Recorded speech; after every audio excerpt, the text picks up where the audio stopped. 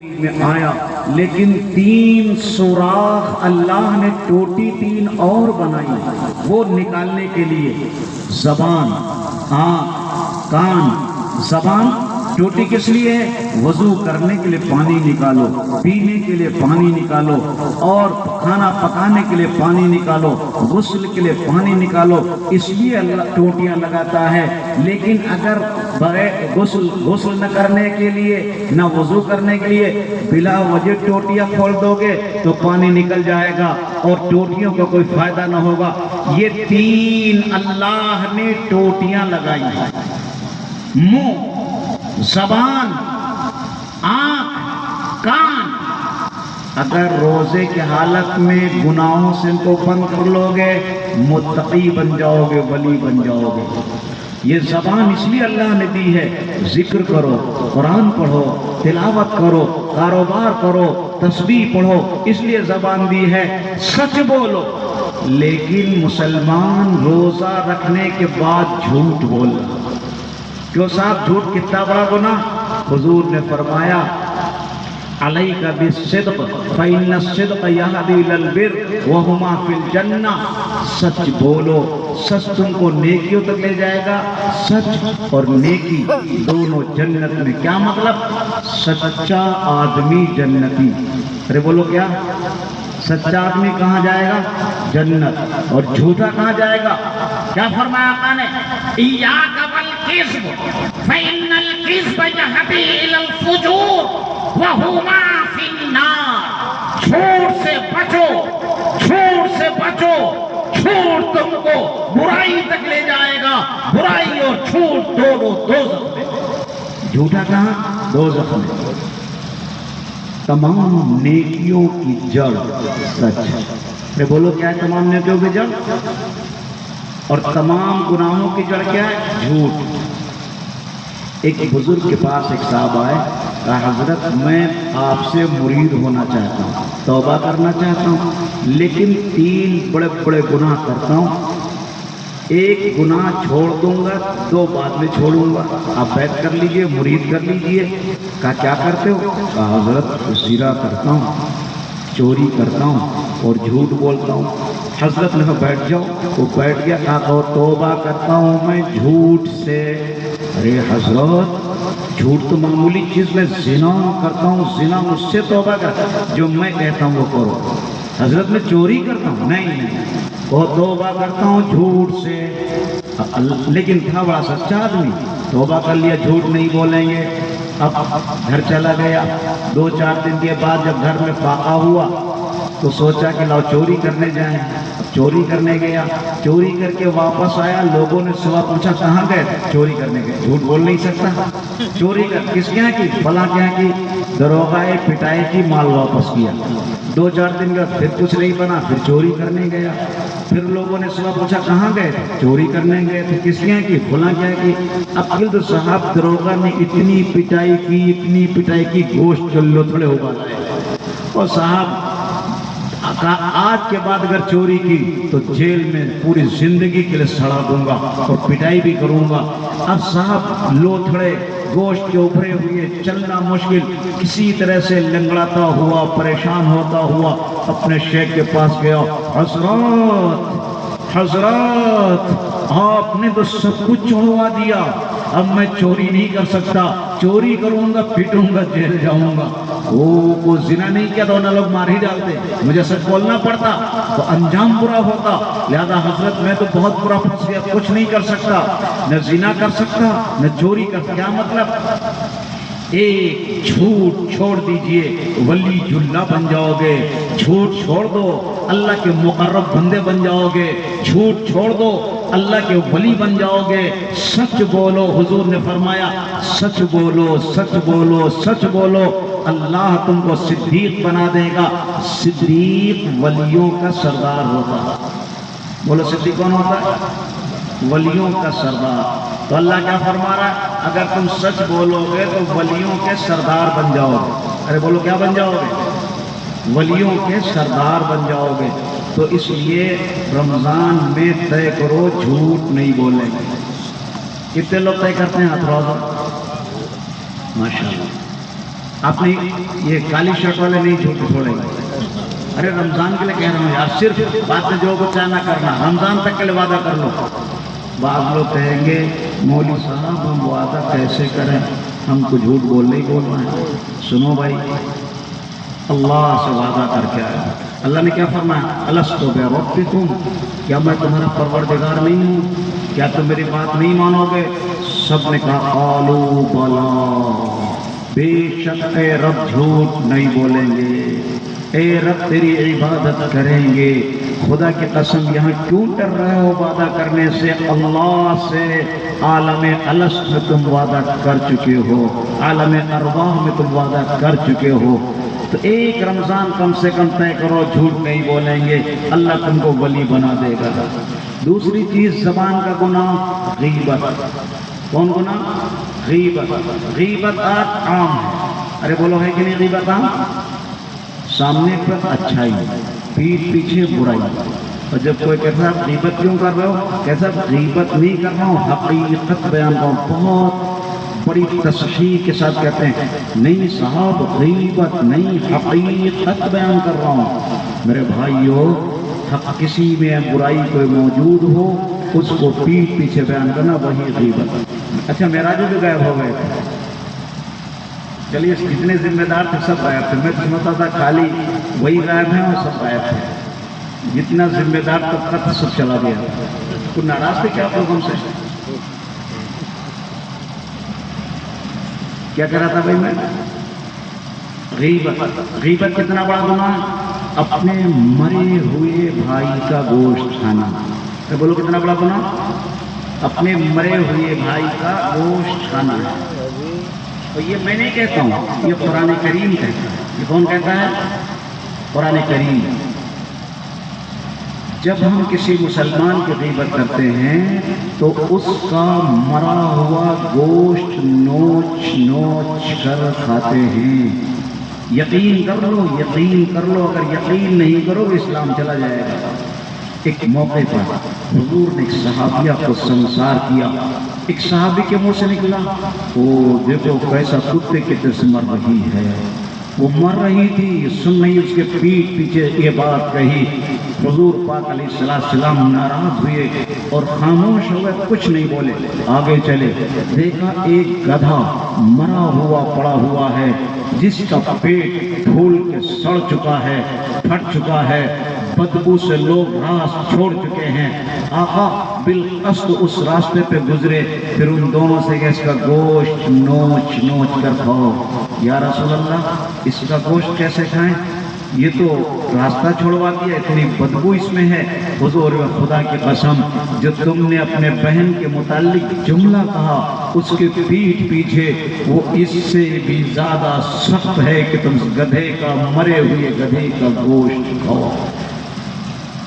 ایک صحابی آئی, یا رسول اللہ میں روزے سے ہوں, روزہ ٹوٹے گا یا جان جائے گی؟ حضور نے تم نے گوشت کھایا, منہ میں انگلی ڈالو, قے کرو. منہ میں انگلی کی, قے کیا, تازہ گوشت کا لوتھڑا زمین پر گرا. حضور نے فرمایا تم نے مرغے کا گوشت نہیں کھایا, تم نے بکرے کا گوشت نہیں کھایا, تم نے اپنے بھائی کی غیبت کی ہے, تم نے اس کا مرا ہوا گوشت کھایا ہے. میرے بھائیوں سچ بتاؤ, اگر کسی کا بھائی مر جائے تو اس کی لاش پڑی ہوئی ہو اور یہ کہا جائے اس کو زبان دانت سے نوچ نوچ کر کھاؤ, کوئی کھائے گا؟ تو بولو کوئی کھائے گا؟ اے غیبت کر کے خدا کی قسم ہم مردار گوشت روز کھائے.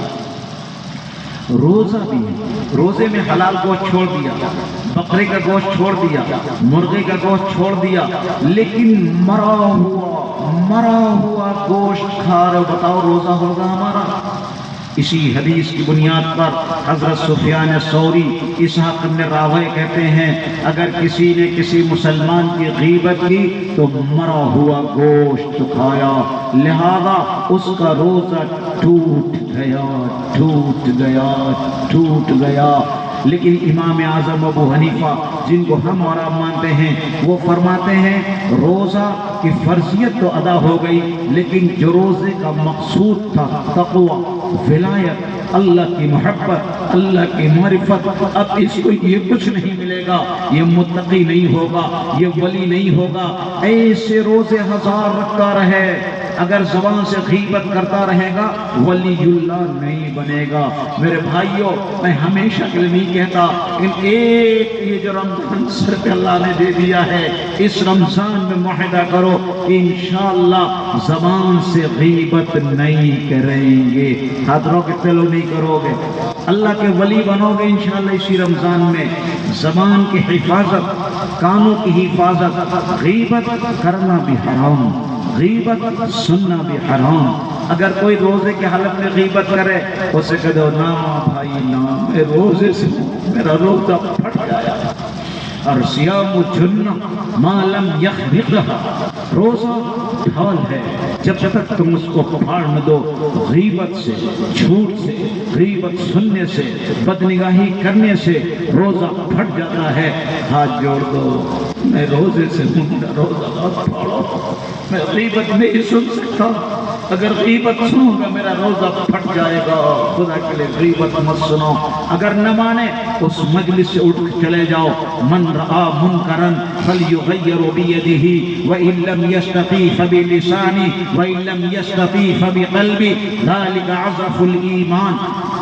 اگر کوئی غیبت کرے، کوئی گناہ ہو رہا ہو تو آپ ہاتھ سے روک دو، اس کی طاقت نہیں، زبان سے روک دو، اس کی طاقت نہیں، دل میں برا سمجھو، اس مجلس سے ہٹ جاؤ، ایمان کا آخری درجہ۔ آنکھوں سے بدنگاہی نہ کرو، بدنگاہی کرنا النظر زنا العین، رواہ البخاری۔ حضور فرماتے ہیں بدنگاہی کرنا آنکھوں کا زنا ہے۔ آنکھوں سے عورتوں کو دیکھنا، عورتوں کی تصاویر کا دیکھنا، عورتوں کی عریاں تصویر دیکھنا، یہ آنکھوں کا زنا، آنکھوں کا زنا۔ فتویٰ دینے والا کوئی مفتی نہیں ہے، فتویٰ دینے والا کوئی مولانا نہیں ہے، فتویٰ دینے والا امام الانبیاء فخر دو جہاں محمد الرسول اللہ فتویٰ دے رہے ہیں کہ بد نگاہی آنکھوں کا زنا ہے، آنکھوں کا زنا ہے۔ اس لیے روزہ رکھ کر کے اپنے بیوی سے صحبت چھوڑ دیا، بیوی سے ملاقات چھوڑ دی، لیکن اپنی آنکھوں سے زنا کر رہا ہے۔ بتاؤ یہ ولی کیسے بنے گا؟ یہ 3 سوراخ اس رمضان میں بند کر دو۔ آنکھوں سے بدنگاہی نہیں کریں گے، زبان سے غیبت نہیں کریں گے، کان سے غیبت نہیں سنیں گے، گانے نہیں سنیں گے۔ اللہ کا وعدہ، اللہ کا وعدہ سچا، اللہ کا وعدہ اسی رمضان میں اللہ تم کو ولی اللہ بنا دے گا، متقی بنا دے گا۔ لیکن جب تک ایک کام نہیں کرو گے یہ بات ناممکن ہے۔ موبائل سے رشتہ 1 مہینے کے لیے توڑ دو، دن میں صرف موبائل چلائیں گے، اس لیے کہ ہم کہیں سے فون آئے گا ریسیو کریں گے، فون کرنا ہوگا کریں گے، یوٹیوب بند، فیس بک بند اور سب کچھ بند، صرف موبائل کریں گے، موبائل کریں گے۔ اگر کوئی تجارت کے لیے کہیں کام ہے، ضرورت ہے، وہ کام کریں گے، باقی موبائل بند۔ تراویح کے بعد موبائل ہاتھ میں لینا حرام سمجھو، نہیں، سوئچ آف، رات میں سوئچ آف، نہیں دیکھیں گے، نہیں دیکھیں گے۔ ہے مسلمان کا کیا حال ہو، دن پر روزہ رکھا، رات کو تراویح پڑھی، تراویح پڑھ کے کمرے میں پہنچا نوجوان، موبائل کھول دیا، اس میں گانے سن رہا ہے، ننگی تصویریں دیکھ رہا ہے، رمضان کی مبارک رات کو برباد کر رہا ہے۔ جو روزے سے تقویٰ پیدا ہوا وہ سب چھل کر کے خاک کر دیا۔ میرے بھائیوں یاد رکھو، اگر رمضان میں نیکیاں 70 گنا تو گناہ بھی 70 گنا۔ اگر ایک نیکی کرو گے 70 نیکیاں ملیں گی۔ رب ذوالجلال کی قسم اگر گناہ کرو گے 70 گناہ پہ لکھے جائیں گے۔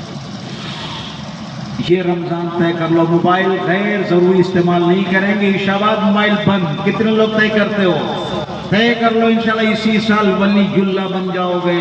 روزہ رکھو، روزہ رکھو، بلا ضرور روزہ نہ چھوڑو۔ روزہ رکھنا فرض، روزہ نہ رکھنا حرام۔ روزے کے دنوں میں پانی پینا حرام، کھانا کھانا حرام، پھر سور کھانا حرام۔ عام دنوں میں سور حرام، پیشاب حرام، پخانا حرام، یہ حرام ہے۔